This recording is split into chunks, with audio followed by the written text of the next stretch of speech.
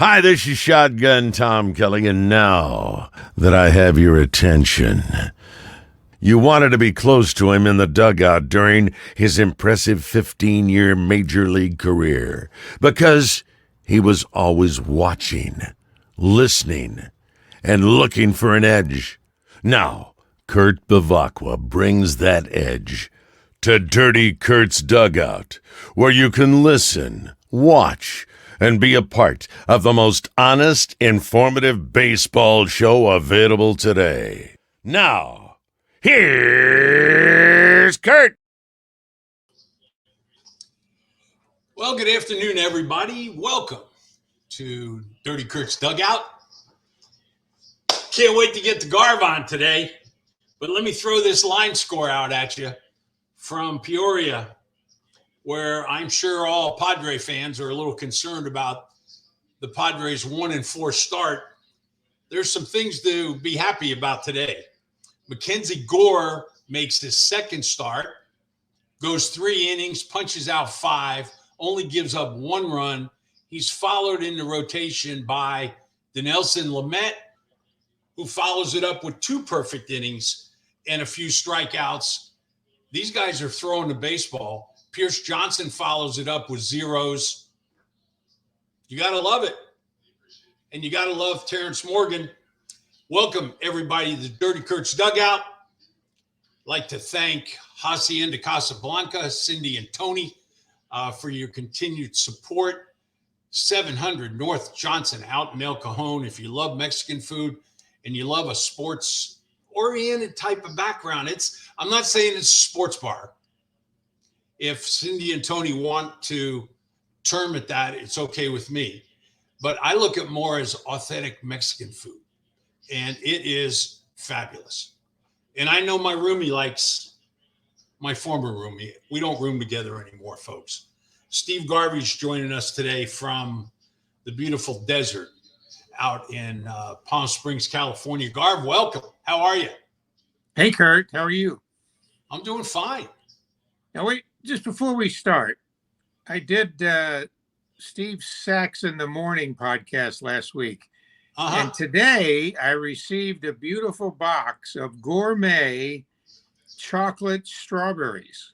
Really? Now, the big question before we go any farther, am I going to get something like that from you? Let me think about that. And before you get off, I'll let you know. Okay. It'll be in the mail, I'm quite sure. I think chocolate strawberries from one man to another is a little strange, but, be it as it may. That's one way to phrase it. Now, how have you been? I've been fine. Good. So, I have to ask you, this is going to be unexpected because I've been meaning to ask you I don't know why I keep forgetting about it every time I talk to you. You were drafted originally by the Minnesota Twins out of high school in Tampa. And you declined that and went to Michigan State. At that particular time during the draft,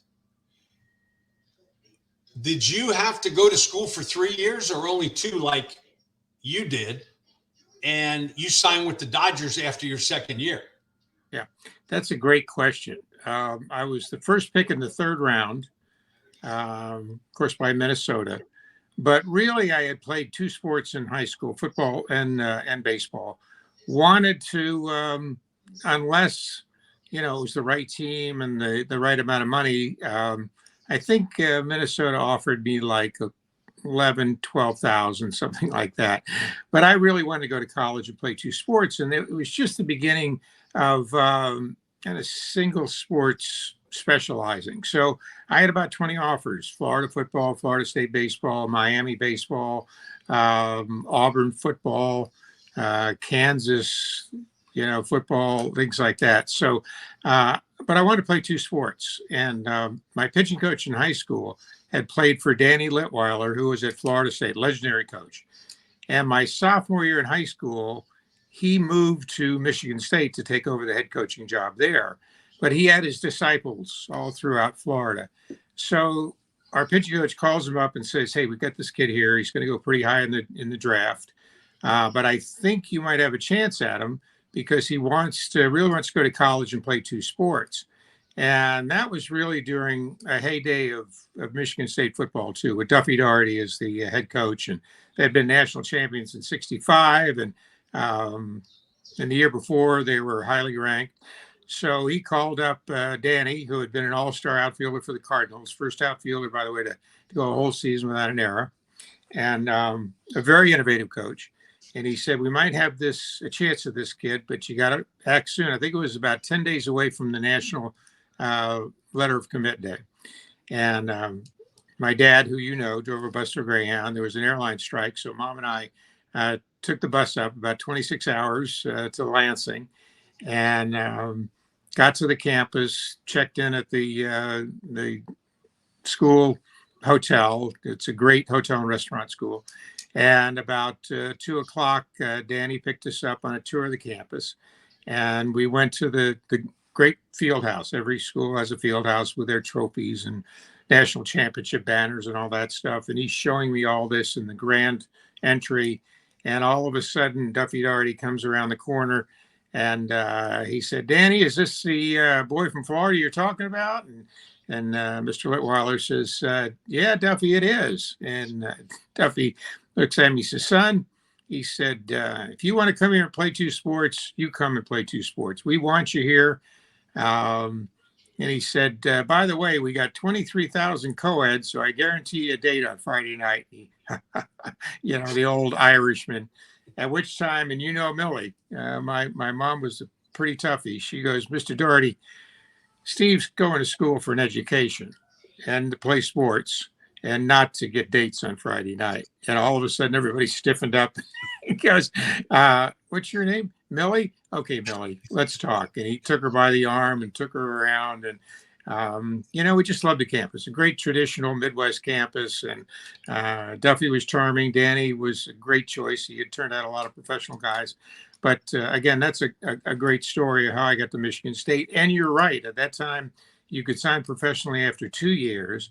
Now it's 3, but I think 2 years is just about right, especially today.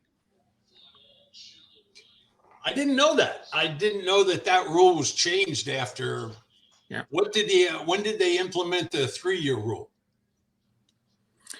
Oh gosh, that's a good question. But too, you can go 1 year in a junior college, right? Or I think a Division III or NAIA.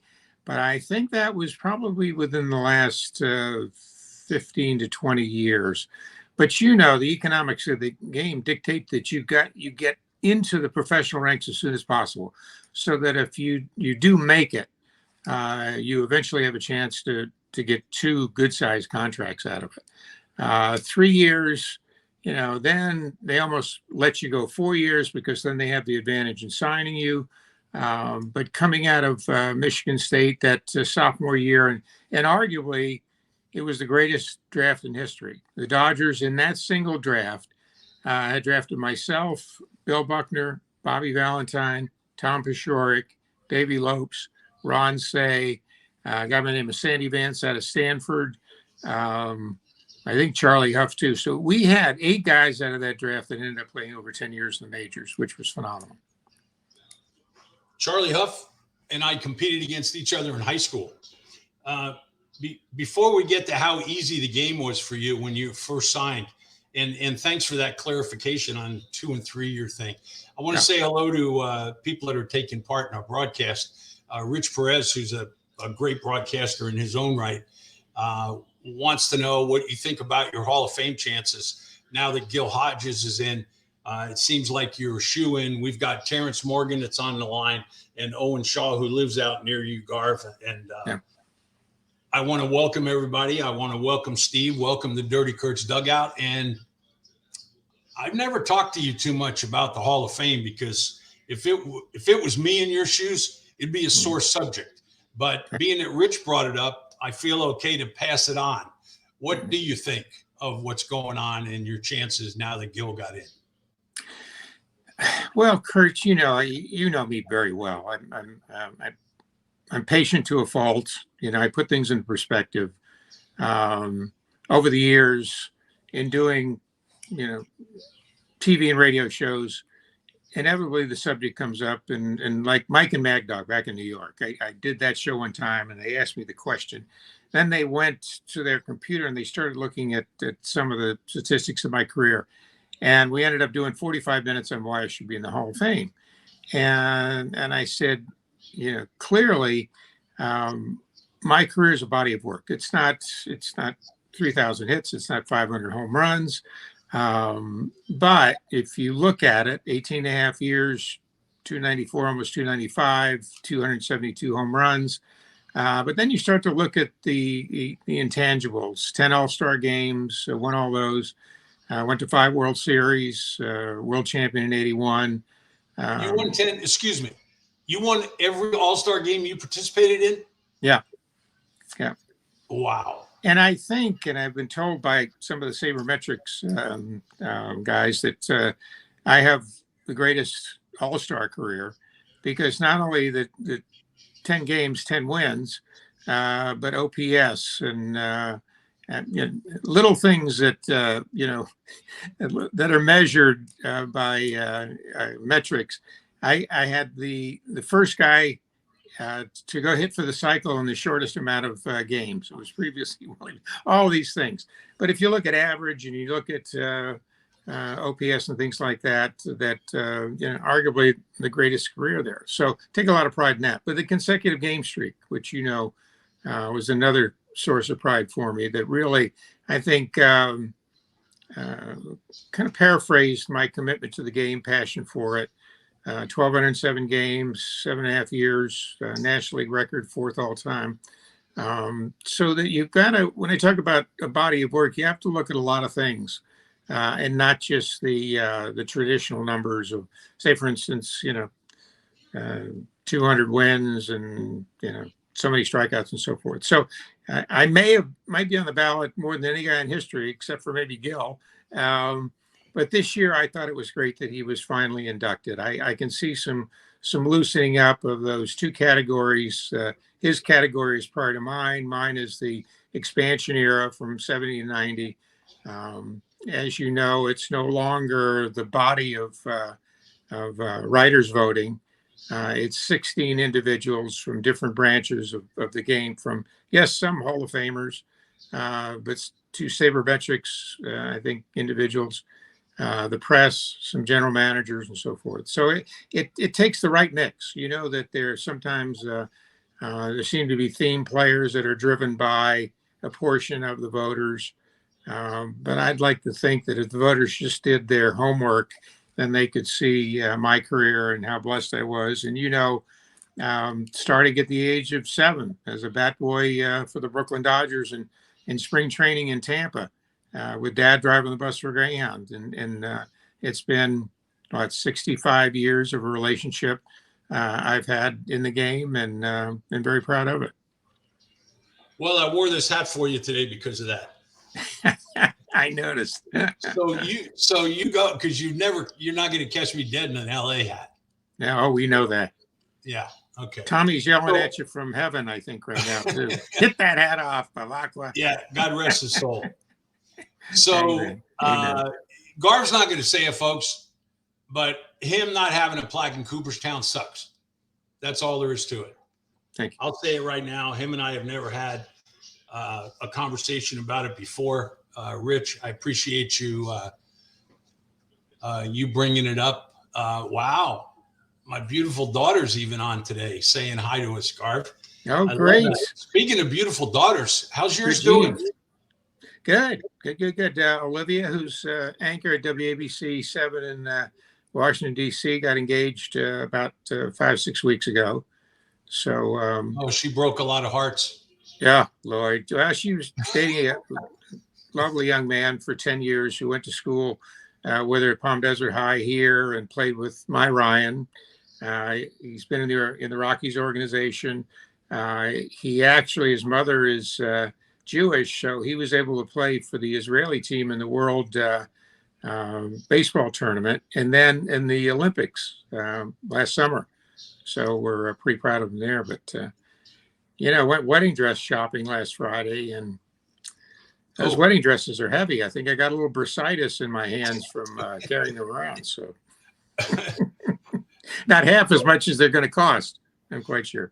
But Dick Drago, one of my roommates from Kansas City, just said hi to us, Garv. oh, You good. remember Dick? Oh, Dick. Yep, absolutely. Great guy. So you go, hey, don't forget did you hear that trivia question that we have every show? Your opportunity to win a $100 gas card from our good friend Tom Drake and Lacima Oil Company here in San Diego at your neighborhood Chevron stations, especially Balboa and Genesee. So if you're driving by that neighborhood, gas prices are what they are, folks. So you That's got about 5 gallons, right? Go to the Chevron on Balboa and Genesee. Again, If I I want to thank win, I'm everybody going to give it to my friend, great friend John Boggs, the great agent who you know very well. So I'll give it to him.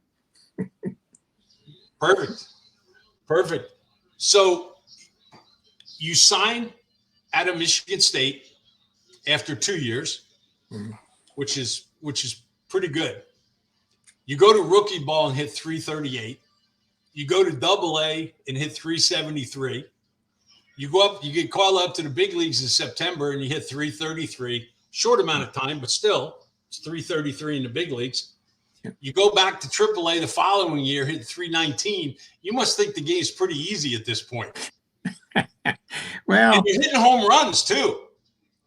Yeah, I mean, I led the league in home runs and RBIs at Ogden and the rookie league, Pioneer League. Of course, Tommy was the manager there, and it was that draft. You know, Valentine, Buckner, Bashork, and I were at Ogden.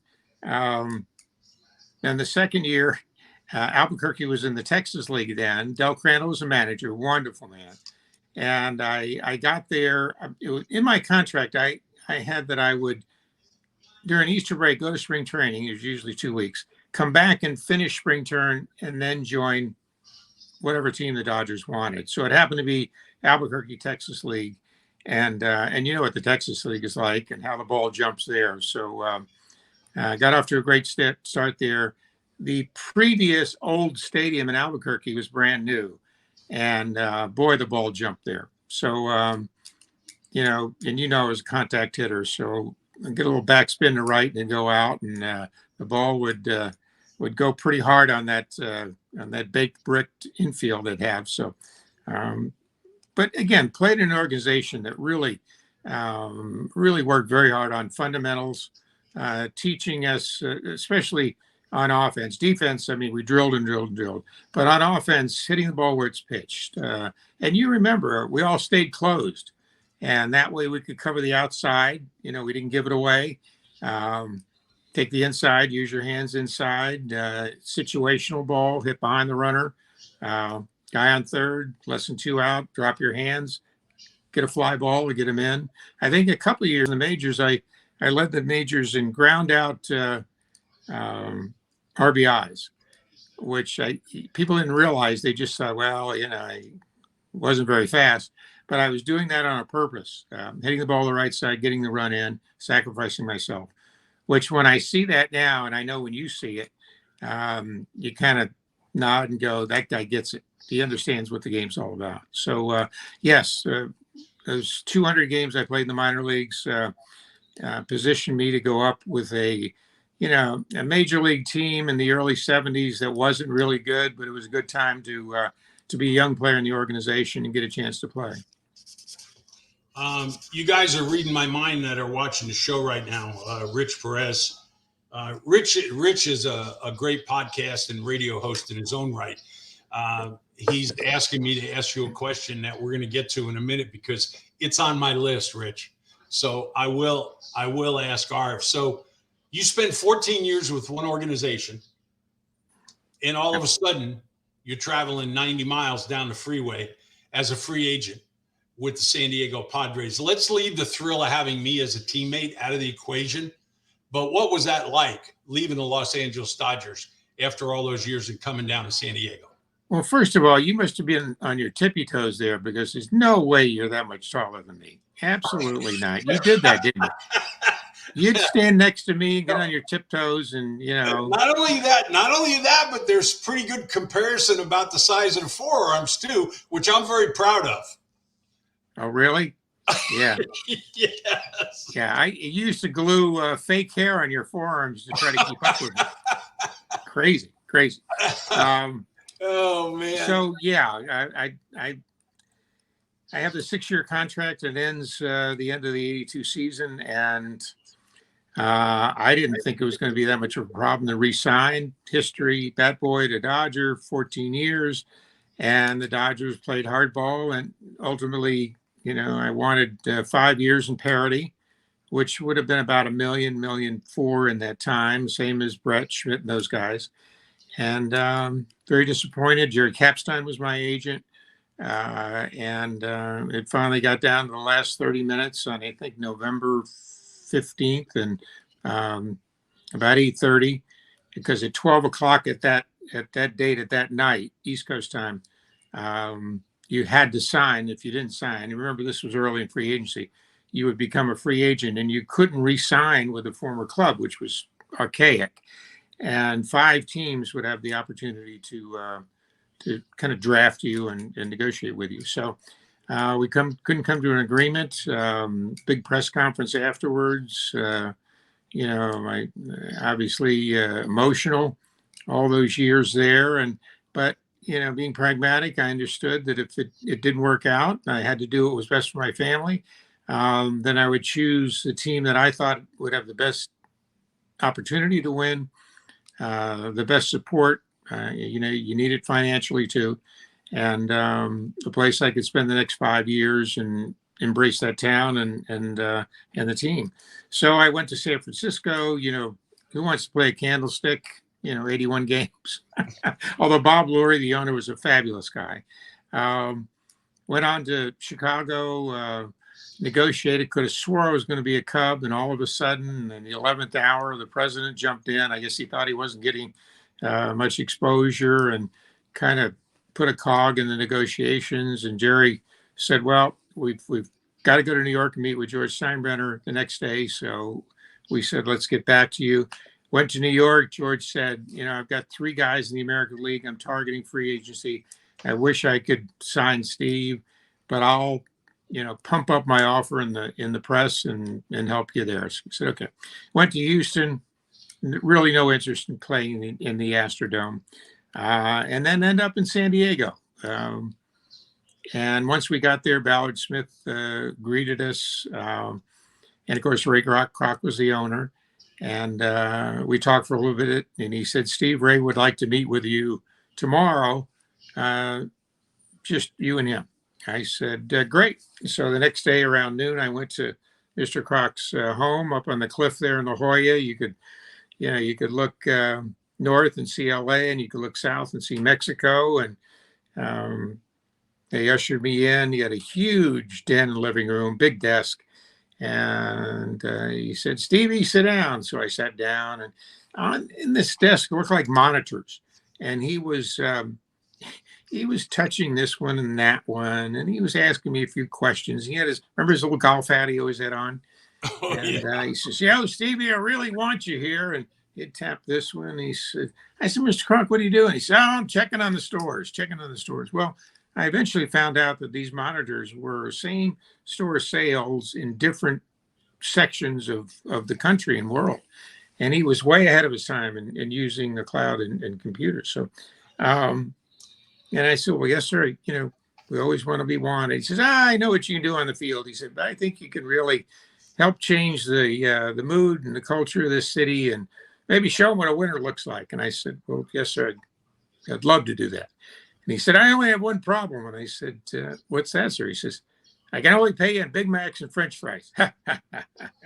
And I looked at him and said, "Well, can I have them for a lifetime?" And he said, "Well, yeah." He says, "We'll find a few bucks to go along with that." He said, "What do you think?" And I said, "Well, let's get Jerry Kapstein and Ballard together." And he said, "We're going to do that, son. We're going to have this done by tomorrow." And the next day, around mid-afternoon, it was parity. It was done. I love the idea of playing in San Diego, staying in the National League West. I love the young talent, and of course, that young talent was Tony Gwynn, and you had Kennedy and Wiggins and McReynolds, and of course Gary Templeton at short.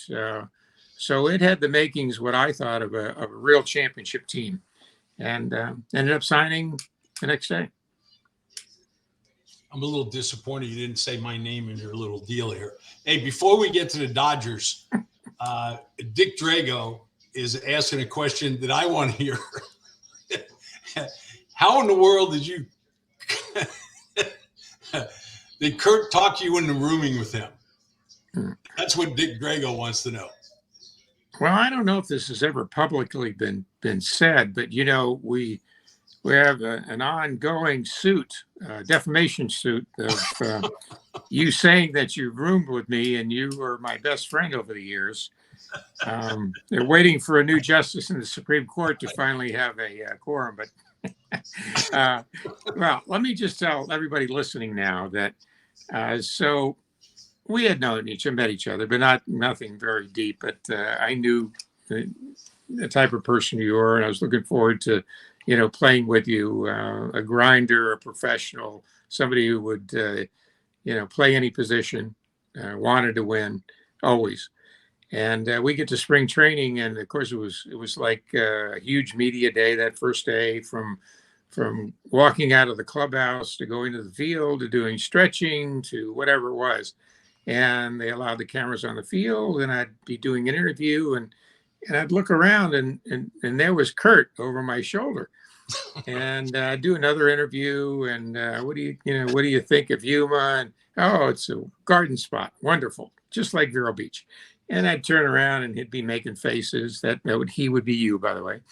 And so then you started doing interviews, and I started laughing. And of course, that was the beginning of you and I being roomies together. So it doesn't mean we didn't spend a few late nights, maybe a couple at Studio 54 in New York. But I'll never forget. You know what? I'll never forget walking around New York that night, and we went into Studio 54, and you had a bow tie on and a jacket. You looked Steve Garvey-ish, and I had on a leather jacket and cowboy boots and jeans.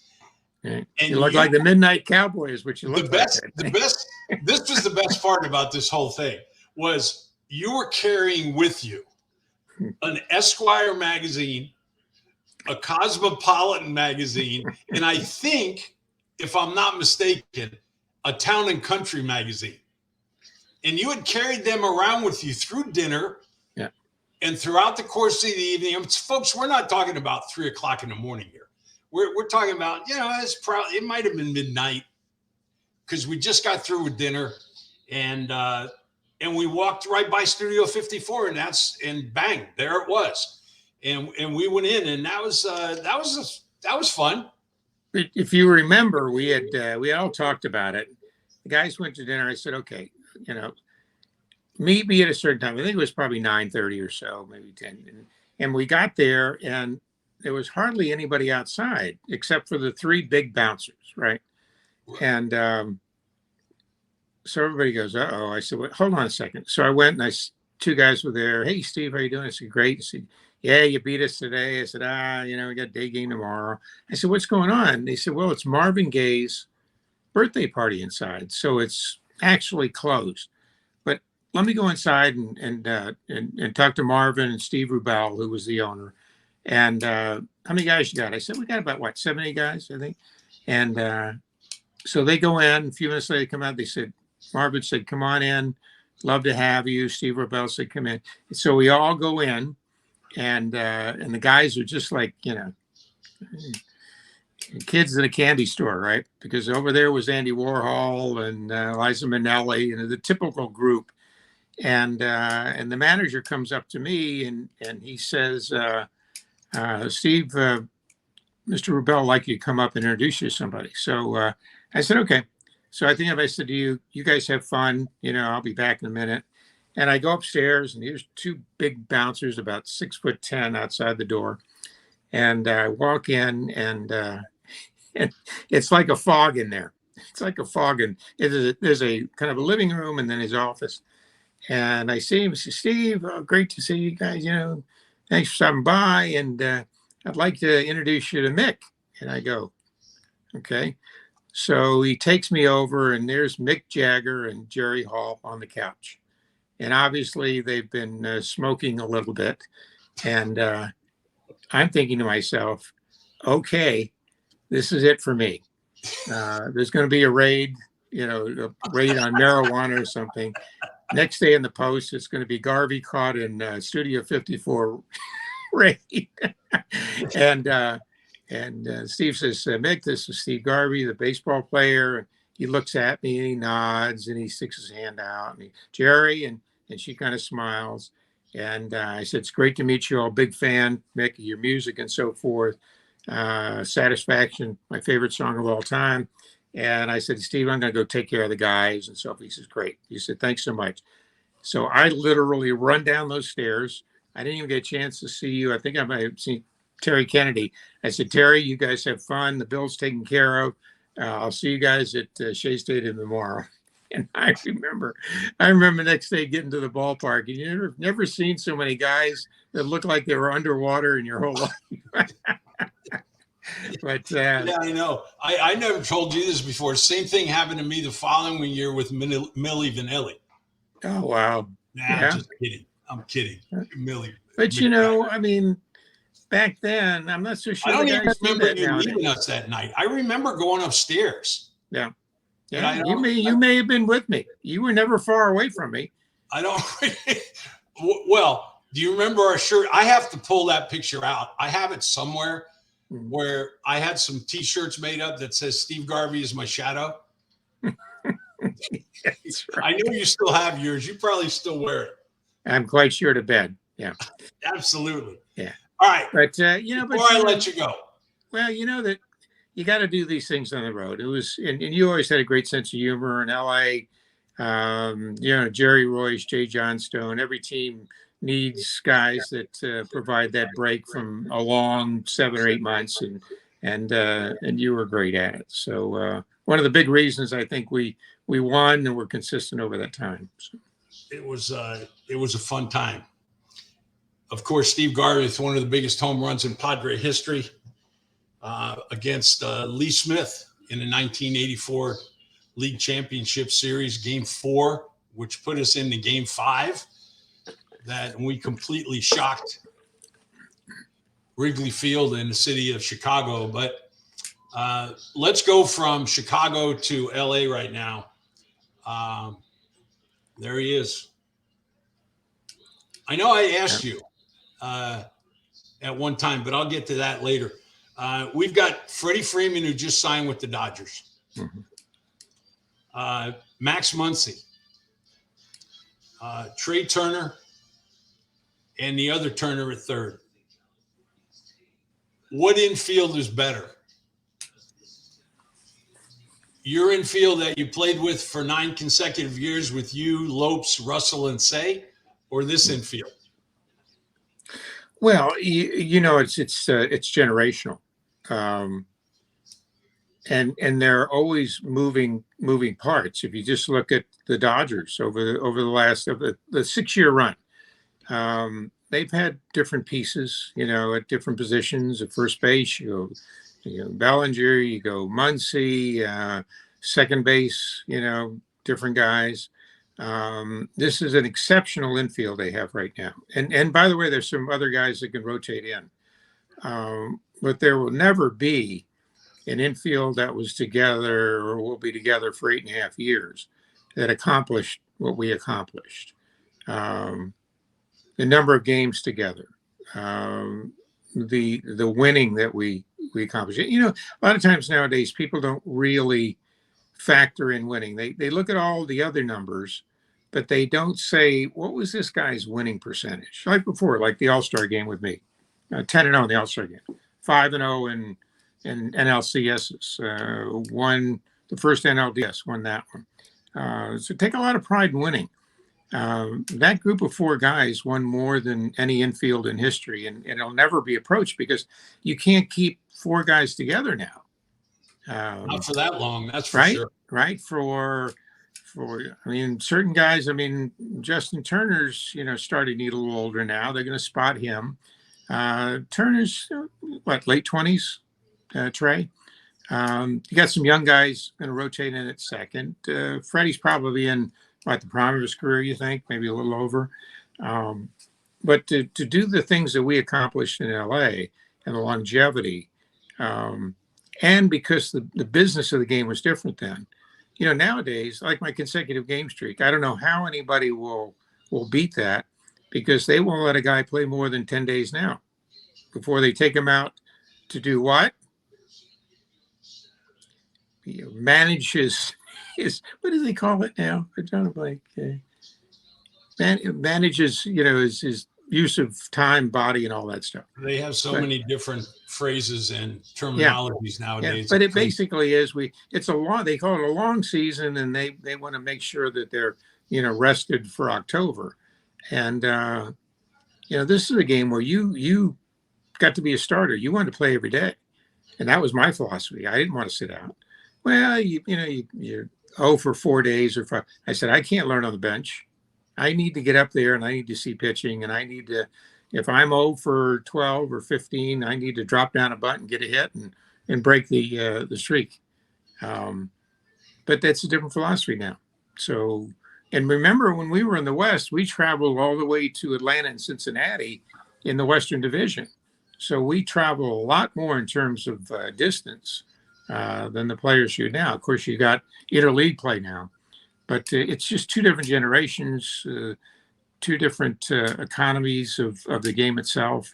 And, I just don't think the infields can compare in terms of who's better. I think it's just generational. And right now it looks like Dodgers have the best infield in the game. Well, Garv, I appreciate it. And in closing, let's say you had 3 years to do things that you wanted to do with the game. And you don't have to say what they are. Mm-hmm. Would you like to be commissioner of baseball for 3 years? Yeah. Would I? Yeah. Yes. Okay. Absolutely. Yeah. I think that's all that needs to be said, really. Yeah. Well, it's such a difficult job. The most important thing is obviously being able to have a working relationship between the owners and the players, and we've seen what's happened this year. But to come to an understanding that the game is always about the fans, and that it is our national pastime, and that the game is to a point now where they've never made more money than they are now.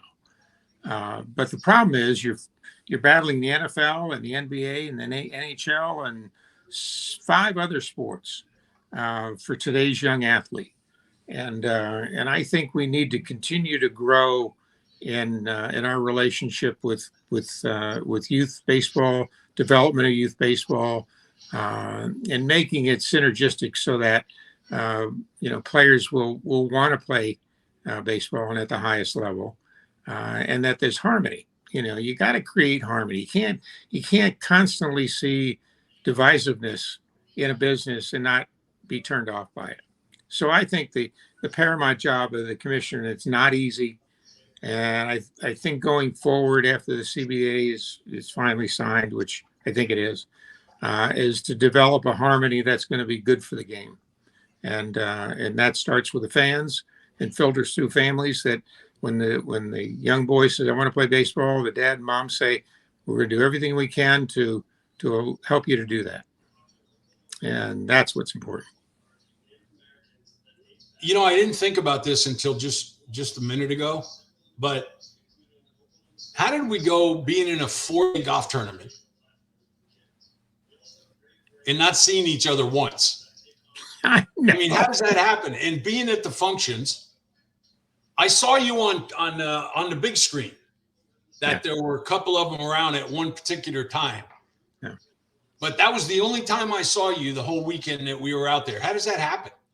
Well, I told my security guard to make sure that they kept you away from me. And That would be my son Ryan. Yeah. Oh, I love the phone call you put into me on the last day of golf. Yeah. And I saw you stealing goodie bags from those golf carts too. And I was going to report you, but I'm not going to do it because they need you. By the way, that Warburton golf tournament is one of the best in the country. Would they raise 3 million this year or something like that? 3.9. Yeah. And it actually is a music festival that has a golf tournament breakout, right? I mean, they have jam sessions. They have some of the greatest entertainers in the world come there to raise money for St. Jude's Hospital, which is phenomenal that they understand that, and that that we've done it for a long time. We've got it. That we've been blessed to have the lives that we've been given, and to give back is the single most important thing we can do. It is that. Garvey, love you, buddy. Tell Sid you said hello, and we will talk to you soon, my friend. Come out to the desert. Might do that. That's 7 aside you're giving me now because no. Yeah, I'm 73 now. No, ain't gonna happen. Okay. I'll give you a sleeve of Shamrock golf balls if you come out. Okay, good. Thanks for having me. All right, I'll talk to you soon. Take care. Good. God bless. There you have it, folks. One of the greatest players ever to put on a Padre uniform, Steve Garvey. Don't forget, did you hear that? Keep the ears open, because you never know what question that producer Joe's going to come up with from one of our podcasts on the ability of one of you to win a $100 gas card. And I know $100 doesn't get you as much as it did a couple of years ago at the gas pump. As a matter of fact, I think I spent $130 the other day to fill up our car, and had to do it twice because the bank only allows a certain amount of money to be taken out of it at one time. If it's a debit card, and I was using one then.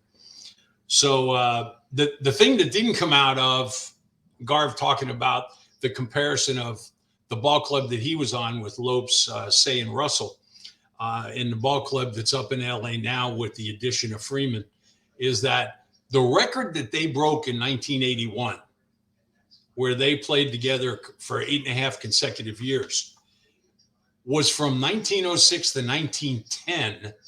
And you know who the infield was? Tinker to Evers to Chance. That's, if you're a baseball fan, you know what I'm talking about. If you're just every week baseball fan, you might not have any idea of what I'm talking about. But Tinker's to Ever to Chance was a famous double play combination.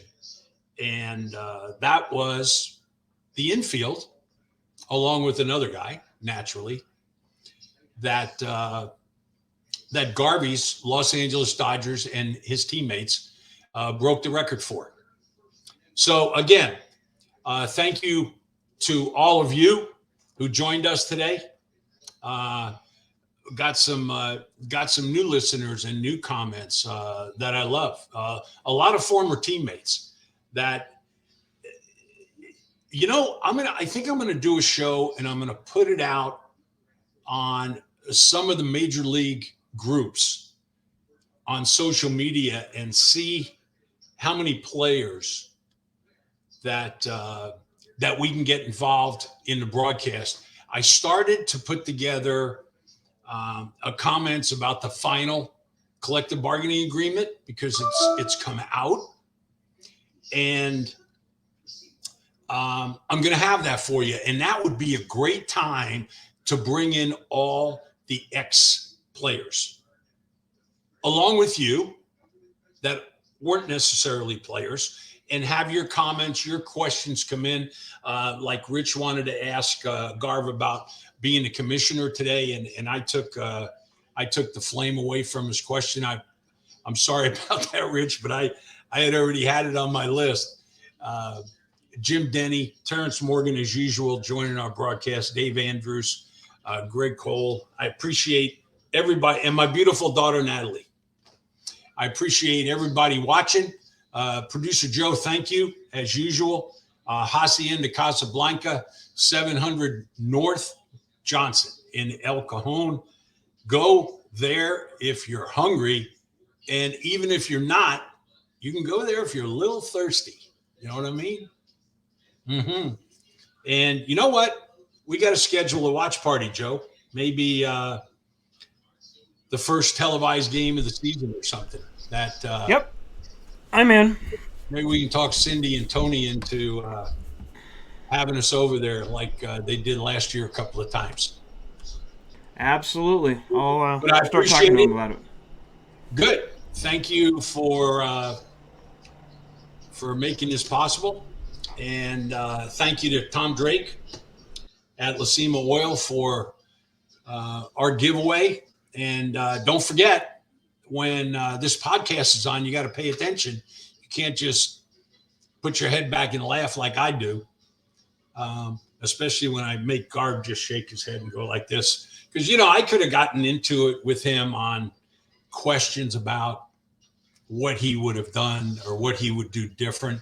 But you know what? Steve Garvey's not the kind of guy that's going to trash Rob Manfred. He's just not. So I didn't want to put him in that position. But there's a guy coming on the show on Friday that will. So join me and David Boomer Wells Friday at 3:15 right here. You don't want to miss this show. It's going to be a good one. Goodbye, everybody. Thanks for tuning in. KB saying, sleep tight.